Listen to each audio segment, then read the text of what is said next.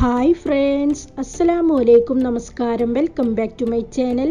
ഇന്നത്തെ നമ്മുടെ റെസിപ്പി തനി നാടൻ രുചിയിലുള്ള ഒരു ചിരങ്ങ വെള്ളക്കറിയാണ്. ചിരങ്ങ വെള്ളക്കറി പലരും പല ടൈപ്പുകളിൽ തയ്യാറാക്കാറുണ്ടായിരിക്കും. എന്തായാലും അടുത്ത തവണ ചിരങ്ങ വാങ്ങിക്കുമ്പോൾ നിങ്ങൾ ഇതുപോലൊന്ന് ട്രൈ ചെയ്ത് നോക്കണം. നല്ല അടിപൊളി ടേസ്റ്റാണ്.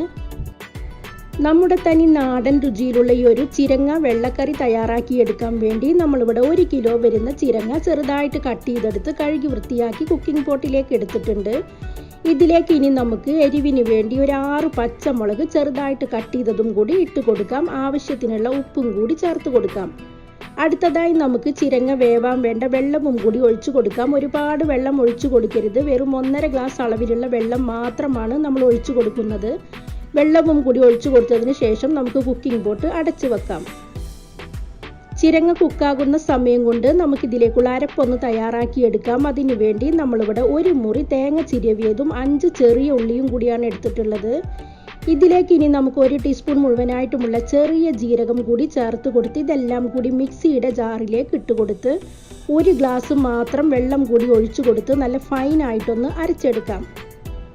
ഇപ്പോൾ ഏകദേശം ഒരു 8 മിനിറ്റോളം ആയിട്ടുണ്ട്. നമ്മുടെ ചിരങ്ങ ഇതാ ഇവിടെ നന്നായിട്ട് കുക്കായിട്ട് വന്നിട്ടുണ്ട്. അത്യാവശ്യത്തിന് വെള്ളമെല്ലാം വറ്റി വന്നിട്ടുണ്ട്. ഈ ഒരു സമയത്ത് നമുക്കിനി അരപ്പ് ഇതിലേക്ക് ഒഴിച്ചു കൊടുക്കാം.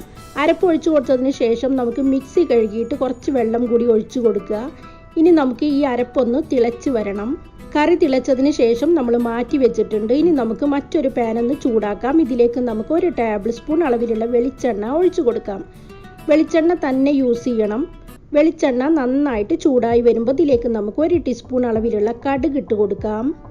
കടുക് പൊട്ടിയതിന് ശേഷം നമുക്കിതിലേക്ക് ഒരു 2-3 വറ്റൽമുളക് ഇട്ട് കൊടുക്കാം. ഇനി നമുക്ക് ഫ്ലെയിം ഓഫ് ചെയ്ത് കുറച്ചധികം തന്നെ കറിവേപ്പിലയും കൂടി ചേർത്ത് കൊടുക്കാം. ഇനി നമുക്ക് ഈ ഒരു മിക്സ് മുഴുവനായിട്ടും നമ്മുടെ ഈ ഒരു ചിരങ്ങ വെള്ളക്കറിയിലേക്ക് ഒഴിച്ചു കൊടുക്കാം. അതിനുശേഷം നമുക്കിതെല്ലാം കൂടി നന്നായിട്ടൊന്ന് മിക്സ് ചെയ്ത് കൊടുക്കാം. അപ്പോൾ നല്ല അടിപൊളി ടേസ്റ്റുള്ളൊരു നാടൻ ചിരങ്ങ വെള്ളക്കറിയുടെ റെസിപ്പിയാണിത്. എല്ലാവരും ഈ ഒരു രീതിയിലൊന്ന് ട്രൈ ചെയ്ത് നോക്കുക. നല്ല അടിപൊളി ടേസ്റ്റാണ്. എൻ്റെ വീഡിയോകളും റെസിപ്പികളും നിങ്ങൾക്ക് ഇഷ്ടമാവുന്നുണ്ടെങ്കിൽ ചാനൽ സബ്സ്ക്രൈബ് ചെയ്യുക.